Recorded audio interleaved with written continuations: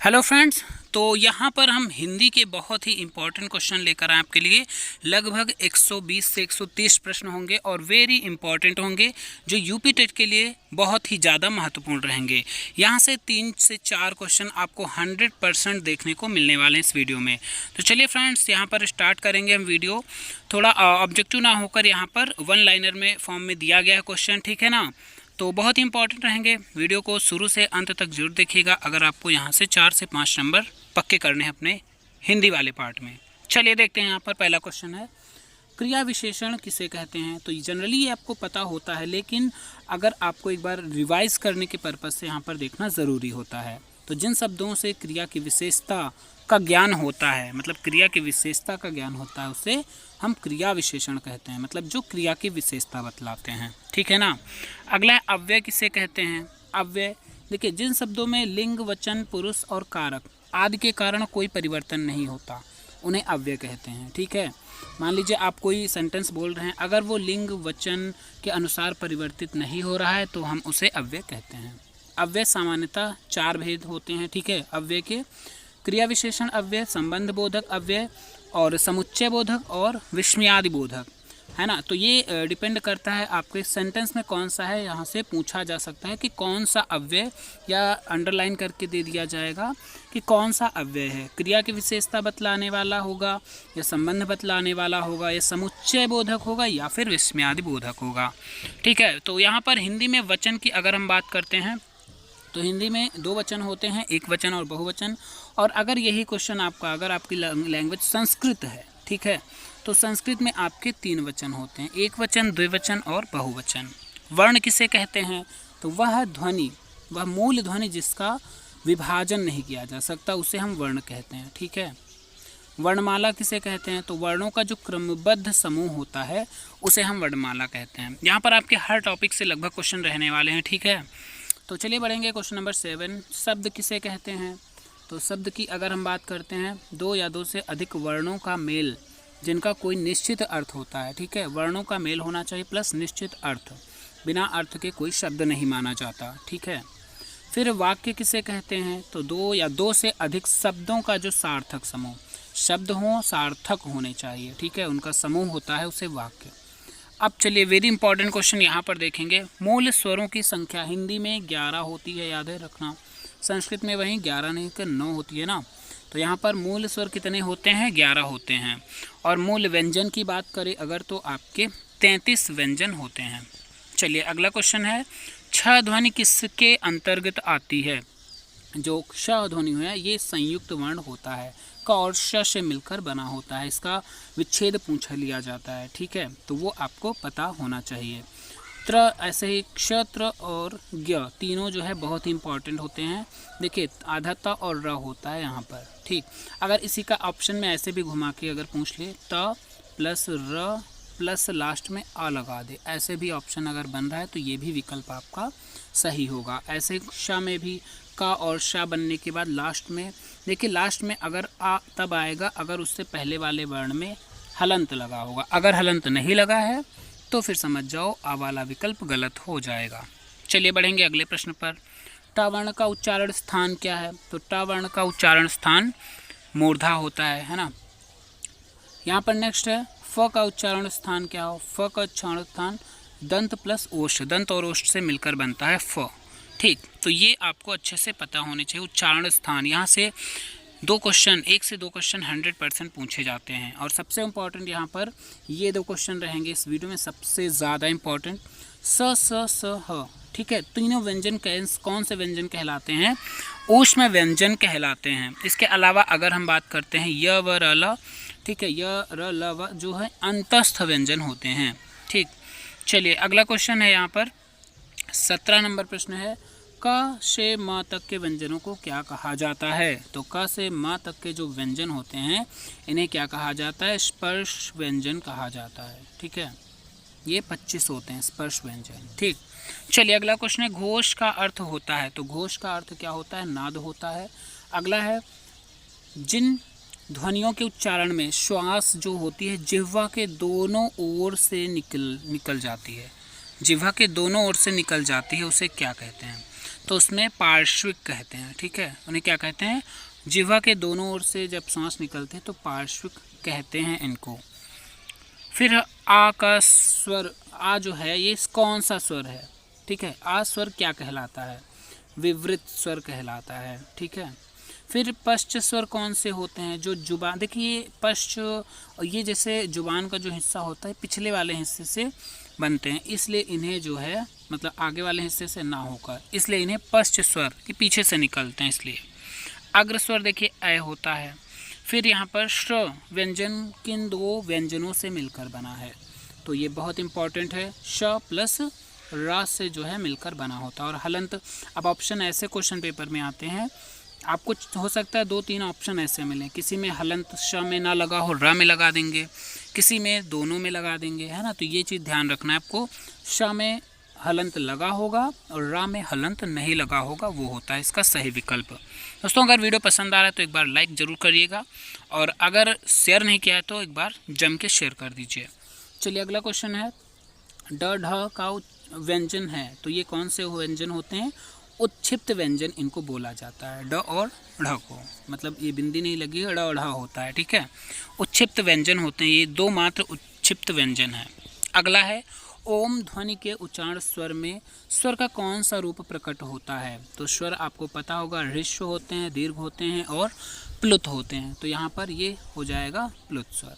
अगला है यहाँ पर, सघोष वर्णों का सही वर्ण क्या है, सघोष वर्ण जो होते हैं इनका सही वर्ग क्या है, ड और ढ होता है, ठीक।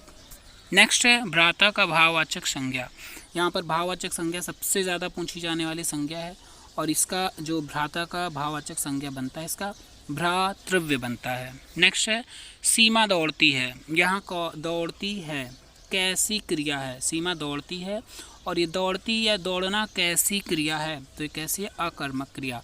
सकर्मक अकर्मक से एक क्वेश्चन 100% फिक्स रहता है, एक क्वेश्चन जरूर आता है, अब वो चाहे सकर्मक का पूछ ले या फिर अकर्मक का। सकर्मक मतलब जिसमें कर्म होता है या फिर क्रिया का प्रभाव कर्म पर पड़े, और जिसमें क्रिया का प्रभाव कर्म पर ना पड़े वो होता है अकर्मक, ठीक है। 29 क्वेश्चन नंबर है, आशुतोष ने कहा कि मैं पढ़ूंगा, इसमें पढ़ूंगा क्या है, पढ़ूंगा क्या है, ये संज्ञा का उपवाक्य है, मैं पढ़ूंगा ना, तो ये उपवाक्य में आएगा। नेक्स्ट है, सोना चांदी तेल पानी, ये किस प्रकार की संज्ञा होती हैं, तो ये सब होते हैं द्रव्यवाचक संज्ञा, ये भी काफ़ी इंपॉर्टेंट है। नेक्स्ट है 31 नंबर, कृपाण का विलोम क्या होता है, तो कृपाण का विलोम जो होता है वो दानी होता है।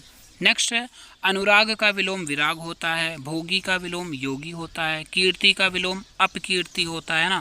फिर आगे अगर हम बढ़ते हैं, स्थूल का विलोम क्या होता है, तो सूक्ष्म होता है, और शीर्ष का विलोम क्या होगा, तल होगा, ठीक है। जैसे कोई पहाड़ है ये शीर्ष होता है, ये तल होता है उसका।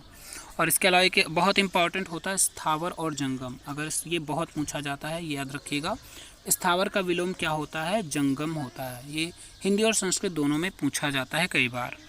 नेक्स्ट है, शोषक का विलोम, तो शोषक जो शोषण करने वाला होता है और जिसका शोषण किया जाता है उसे शोषित कहते हैं, तो ये उसका विलोम होता है। मृदु का विलोम क्या होता है, मृदु मतलब काफ़ी कोमल और कटु मतलब काफ़ी कठोर, तो कटु इसका विलोम होगा। 39 नंबर है, कलुष का विलोम शब्द क्या होगा, कलुष का विलोम होगा निष्कलुष, ठीक है। नेक्स्ट है 40 नंबर क्वेश्चन, निर्दय का विलोम शब्द क्या होगा, निर्दय का विलोम होता है सदय। 41 नंबर क्वेश्चन पर बढ़ेंगे, निरोग में संधि है, अब यहाँ पर संधि का क्वेश्चन देखिए, यहाँ पर है नि प्लस रोग होता है जो कि विसर्ग संधि का उदाहरण है। संधि से 2 से 3 क्वेश्चन पूछे जाते हैं, विच्छेद करके पूछा जा सकता है या फिर संधि का नाम पूछ लिया जाता है। 42 नंबर की बात करते हैं अगर हम, तो निस्तेज में कौन सी संधि होती है, तो निह प्लस तेज होता है जो कि बनता है विसर्ग संधि। अगर वीडियो पसंद आए तो शेयर करिएगा, और चैनल पर जो लोग नए हैं तो सब्सक्राइब करें ताकि ज़्यादा से ज़्यादा वीडियो लोगों तक पहुंच जाए। यहाँ पर देखिए, यहाँ पर 43 है, उज्ज्वल का संधि विच्छेद होगा, तो उज्ज्वल का संधि विच्छेद क्या होता है, उत प्लस ज्वल होता है, ठीक है। यहाँ पर त की जगह क्या आया है, आधा जा आ गया है जो कि तीसरा वर्ण होता है। चलिए अगला क्वेश्चन है यहाँ पर, बहिष्कार का संधि विच्छेद होगा, बहिष्कार का संधि विच्छेद होगा, बहि प्लस कार, ठीक। नेक्स्ट है, चयन में कौन सी संधि है, चयन में कौन सी संधि है, तो च, जिसमें देखिए यहाँ पर अय आया है, ठीक है, यहाँ पर अयादि संधि होगा। नेक्स्ट क्वेश्चन है अन्वय। अन्वय में कौन सी संधि है? तो अगर व आ रहा है तो कहाँ वहाँ पर क्या होगा? गुण संधि का एग्जाम्पल होगा। सच्चिदानंद का संधि विच्छेद पूछा गया है, सत प्लस चित प्लस आनंद, क्या इसका हो जाएगा? सत चित आनंद। यहाँ पर देखिए ता की जगह क्या आ गया है? चा आ गया है, फिर लास्ट में द, त था द जो है था तीसरा वर्ण होता है। चलिए आगे क्वेश्चन देखेंगे। उन्नति का संधि विच्छेद क्या होता है? उन्नति का होता है उत प्लस नति, मतलब यहाँ पर देखिए पांचवा वर्ण जब आता है तो यहाँ पर पहला वर्ण पांचवें वर्ण में चेंज हो जाता है। अगला है निर्धन में कौन सी संधि है? तो निर्धन में संधि की बात करेंगे तो निह प्लस धन होता है, जो कि विसर्ग संधि का एग्जाम्पल है। नेक्स्ट है 50 नंबर। सूर्य उदय जो होता है वो सूर्य उदय का संधियुक्त शब्द क्या होगा? तो सूर्य उदय क्या होगा? सूर्योदय होगा, ठीक है। चलिए आगे बढ़ेंगे। नेक्स्ट है किस युग को आधुनिक हिंदी कविता का सिंह द्वार कहा जाता है? किस युग को आधुनिक हिंदी कविता का सिंह द्वार कहा जाता है? तो भारतेंदु युग, ठीक है ना, काफ़ी इंपॉर्टेंट रहता है भारतेंदु युग। अगला क्वेश्चन है द्विवेदी युग से। द्विवेदी युग के प्रवर्तक कौन है? महावीर प्रसाद द्विवेदी हैं। अगर बात करें आपका भारतेंदु युग की तो भारतेंदु हरिश्चंद्र जी होते हैं, ठीक है। इनकी जो पत्रिकाएं होती हैं वो काफ़ी इम्पॉर्टेंट होती हैं, ठीक। नेक्स्ट यहाँ पर है हिंदी का पहला सामाजिक उपन्यास। हिंदी का पहला सामाजिक उपन्यास कौन सा माना जाता है? भाग्यवती माना जाता है पहला उपन्यास, ठीक। सामाजिक उपन्यास की बात करेंगे। और अगर पहला उपन्यास की बात करता है हिंदी का तो परीक्षा गुरु होगा, ठीक। यहाँ पर नेक्स्ट है सन 1950 में, तो 1950 से पहले हिंदी कविता किस कविता के रूप में जानी जाती थी? तो प्रयोगवादी कविता के रूप में जानी जाती थी। नेक्स्ट है ब्रिज भाषा का सर्वोत्तम कवि कौन सा होता है? ब्रिज भाषा का सर्वोत्तम कवि जो है वो सूरदास हैं। अगर भाषा से क्वेश्चन पूछते हैं तो ये चीज़, इनकी रचनाएं काफ़ी इंपॉर्टेंट है। सूरसागर, सूरसारावाली और साहित्य लहरी इनकी एग्जाम्पल रचनाएं हैं। आदिकाल के बाद हिंदी में किस साहित्य का उदय हुआ? तो अगर आदिकाल की बात करते हैं तो भक्ति साहित्य का उदय होता है, जो कि हिंदी साहित्य का स्वर्ण युग के नाम से भी जाना जाता है। चलिए बढ़ेंगे अगले क्वेश्चन पर। 57 नंबर है निर्गुण भक्ति काव्य के प्रमुख कवि कौन से हैं? तो निर्गुण भक्ति काव्य का कबीर दास काफ़ी इंपॉर्टेंट है। इसके अलावा आपके हैं मलिक मोहम्मद जायसी, ठीक है। ये भी कौन है? निर्गुण भक्ति शाखा, मलिक मोहम्मद जायसी जी हैं निर्गुण शाखा के। ये दो एग्जाम्पल याद रखना। नेक्स्ट है किस काल में स्वर्ण काल, ये देखिए क्वेश्चन आ गया, भक्ति काल को स्वर्ण काल कहा जाता है। हिंदी का आदि कवि किसे माना जाता है? तो स्वयंभू को आदि कवि माना जाता है। नेक्स्ट है आधुनिक काल का समय कब से माना जाता है? तो 1900 से आधुनिक काल का समय माना जाता है। जयशंकर प्रसाद का सर्वश्रेष्ठ, इनकी सर्वश्रेष्ठ रचना कौन सी है? कामायनी है, जो कि क्या है? महाकाव्य है। हालांकि इनकी और भी बहुत सारी रचनाएं, कहानियाँ, उपन्यास है ना, ये सब बहुत चीज़ें हैं। नाटक, चंद्रगुप्त, स्कंदगुप्त, आजाद शत्रु, ये क्या है? इनके सब नाटक हैं, तो वो बहुत ज़्यादा इम्पोर्टेंट है। बिहारी ने क्या लिखे? तो बिहारी ने दोहे लिखे हैं, है ना, सतसैया के दोहरे, जो नाविक के तीर ऐसे है ना। तो कबीर किसके शिष्य थे? यहाँ पर रामानंद के शिष्य थे कबीर। पद्मावत महाकाव्य कौन सी भाषा में लिखा गया? तो ये अवधी भाषा में। और किसने लिखा है अगर बात की जाए तो यहाँ पर अभी हमने बात करी थी मलिक मोहम्मद जायसी जी, इनका ये है महाकाव्य, ठीक है। पद्मावत अखरावट है। इसके अलावा किस भाषा में है? अवधी भाषा में है। चंपू किसे कहा जाता है? तो अगर गद्य और पद्य दोनों का मिश्रण हो उसे कहते हैं चंपू काव्य। नेक्स्ट है कलाधर उपनाम से कविता कौन से कवि लिखते हैं? कलाधर उपनाम से कविता जो है कौन से कवि लिखते हैं? तो जयशंकर प्रसाद कलाधर के उपनाम से कविता लिखते हैं। रसनिधि किस कवि का उपनाम है? तो रसनिधि की अगर हम बात करते हैं तो पृथ्वी सिंह का उपन्यास है। अगले क्वेश्चन पर बढ़ेंगे। 68 प्रेमचंद के अधूरे उपन्यास का नाम क्या है? तो अधूरा उपन्यास है इनका मंगलसूत्र। वेरी वेरी इंपॉर्टेंट है ये क्वेश्चन और बहुत बार एग्जाम्स में पूछा गया है। अधूरा उपन्यास मंगलसूत्र।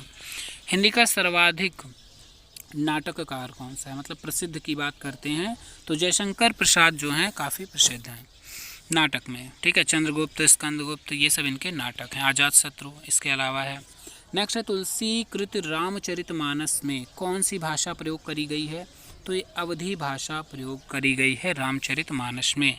एकांकी के जन्मदाता कौन है? धर्मवीर भारती, और इसीलिए धर्मवीर भारती की इम्पॉर्टेंट रचनाएं पूछी जाती हैं। और इसके अलावा ये जो यूपी टेट का लीक पेपर हुआ था उसमें भी पूछी गई थी धर्मवीर भारती की रचना। कौन सी पूछी गई थी? सूरज का सातवां घोड़ा, ठीक है, सूरज का सातवां घोड़ा, ठीक। तो ये काफ़ी इंपॉर्टेंट इनकी रचना है। इसके अलावा अंधा युग है इनकी रचना, ठीक। ठंडा लोहा है। इसके अलावा चलिए बात करते हैं नेक्स्ट क्वेश्चन पर। मीराबाई ने किस भाव में कृष्ण की उपासना की है? तो किस भाव में कृष्ण की उपासना की है? माधुर्य भाव से। नेक्स्ट है रामचरितमानस का प्रधान रस कौन सा है? तो रामचरितमानस की अगर हम बात करते हैं ये शांत रस में है, ठीक है। नेक्स्ट है सबसे पहले अपनी आत्मकथा हिंदी में किसने लिखी? तो हिंदी में अपनी आत्मकथा सबसे पहले अगर हम बात करते हैं तो राजेंद्र प्रसाद ने लिखी थी। नेक्स्ट है 75 नंबर। हिंदी कविता का पहला महाकाव्य पृथ्वीराज रासो किसके द्वारा लिखा गया? चंद बरदाई के द्वारा लिखा गया था, ठीक है। सबसे पहला काव्य माना जाता है हिंदी का और आदिकाल से संबंधित है। नेक्स्ट है हिंदी के सर्वप्रथम प्रकाशित पत्र का नाम? तो जो उदंत मार्तंड है ये सबसे पहले 1826 में प्रकाशित हुआ था। हिंदी का पहला पत्रिका है और काफ़ी ज़्यादा पूछे जाने वाला ये क्वेश्चन है, ठीक। नेक्स्ट है हिंदी साहित्य की प्रथम कहानी इंदुमती है। प्रथम कहानी कौन सी है? इंदुमती। किसने लिखी थी? किशोरीलाल गोस्वामी। आंचलिक रचनाएं किससे संबंधित होती हैं? तो क्षेत्र विशेष से, एक क्षेत्र को लेकर जो रचनाएं बनाई जाती हैं उन्हें कहा जाता है आंचलिक रचनाएं। नेक्स्ट है पृथ्वीराज रासो किस काल की रचना है? अभी हमने बताया आदिकाल की रचना है। हिंदी गद्य का जन्मदाता किसको माना जाता है? तो हिंदी गद्य का जन्मदाता माना जाता है भारतेंदु हरिश्चंद्र को। नेक्स्ट है कवि कालिदास की जो अभिज्ञान शाकुंतलम संस्कृत में भी काफ़ी इंपॉर्टेंट रहती है, इसका हिंदी अनुवाद जो है किसने किया? हिंदी अनुवाद किसने किया था? राजा लक्ष्मण सिंह ने इसका हिंदी अनुवाद किया था। नेक्स्ट है 82। पद्य साहित्य को कितने भागों में बांटा जाता है? तो पद्य साहित्य को 15 भागों में बांटा जाता है। 83 है कवि नरेंद्र शर्मा ने राष्ट्रपिता महात्मा गांधी के निधन से प्रभावित होकर कौन सी रचना की? तो महात्मा गांधी के निधन से प्रभावित होकर कौन सी रचना लिखी थी नरेंद्र शर्मा ने? रक्त चंदन की रचना, रक्त चंदन, ठीक है। किसकी है? नरेंद्र शर्मा। नेक्स्ट है नाट्य शास्त्रकारों द्वारा अमान्य जो अमान्य रस है वो कौन सा है? मतलब नाट्य शास्त्रों ने इस रस को अमान्य कर दिया, नहीं माना। कौन सा रस है? विभत्स रस है। फिर नेक्स्ट है काव्य शास्त्र का प्राचीनतम नाम? तो काव्य शास्त्र का प्राचीनतम नाम कौन सा है? अलंकार शास्त्र। फिर नेक्स्ट है रीति संप्रदाय के संस्थापक कौन थे? तो रीति संप्रदाय के जो संस्थापक थे आचार्य वामन थे। नेक्स्ट है हिंदी में काव्य शास्त्र के प्रथम आचार्य? तो केशवदास थे। साहित्य शब्द किस शब्द से बना है? साहित्य शब्द सहित शब्द से बना है, ठीक है। अगले क्वेश्चन पर बढ़ते हैं अगर हम, तो हिंदी साहित्य में जीवनी, देखिए बहुत ही ज़्यादा इंपॉर्टेंट यहाँ पर ये क्वेश्चन रहेंगे आपके लिए। हिंदी साहित्य में जीवनी साहित्य का प्रारंभ कौन से युग से हुआ? तो जीवनी कहाँ से लिखना शुरू होती है?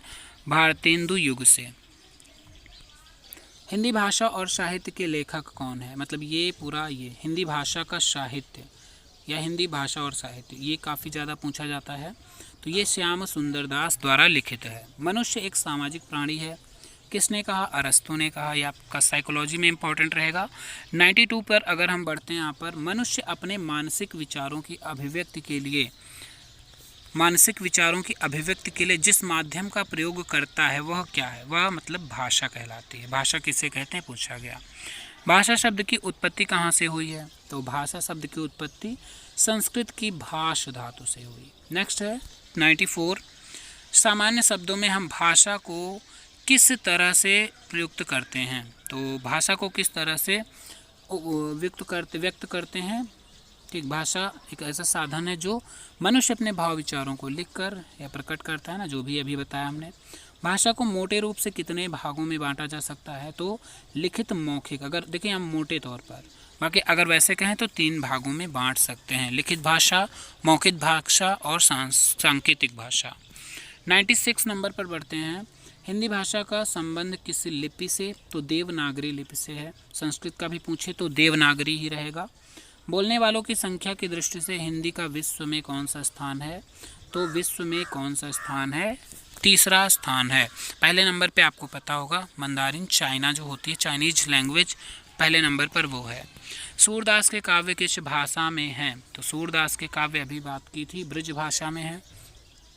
फिर आए यहाँ पर संविधान से क्वेश्चन। संविधान के किस अनुच्छेद में कहा गया है कि संघ की राजभाषा हिंदी और लिपि देवनागरी होगी? तो 343 में कहा गया है अनुच्छेद में। ठीक, इसके अलावा अगर हम शहराज, देखिए राजभाषा की बात करें तो हिंदी 343 में, अगर शहर राजभाषा आपकी या फिर को ऑफिशियल लैंग्वेज वो कौन सी है, आप कमेंट बॉक्स में इसको लिखकर बताइएगा। ठीक है, तो ये सहराज भाषा जो होती है वो कौन सी होती है, बहुत ही यूज़ होती है। ठीक है, तो इसको आप कमेंट बॉक्स में लिखेंगे। हिंदी शब्द की व्युत्पत्ति कहाँ से हुई? तो सिंधु से हुई है हिंदी शब्द की उत्पत्ति। हालांकि हिंदी वर्ड अगर पूछे कौन सी भाषा का शब्द है तो ये है फारसी भाषा का शब्द। सुपर टेट में पूछा गया क्वेश्चन। वर्तमान हिंदी का प्रचलित रूप कैसा है? तो वर्तमान हिंदी का जो प्रचलित रूप है वो खड़ी बोली है। जिन ध्वनियों के संयोग से शब्दों का निर्माण होता है उसे क्या कहते हैं? तो उन्हें वर्ण कहा जाता है। स्वरों की संख्या पूछी गई है 11। हिंदी में मानक वर्ण की बात करें तो टोटल वर्ण कितने होते हैं? 52 वर्ण होते हैं। अंतःस्थ व्यंजन, तो जो अंतःस्थ व्यंजन होते हैं उनकी संख्या कितनी होती है? तो ये कितनी होती है? य व रला है ना, ये होते हैं 4 व्यंजन।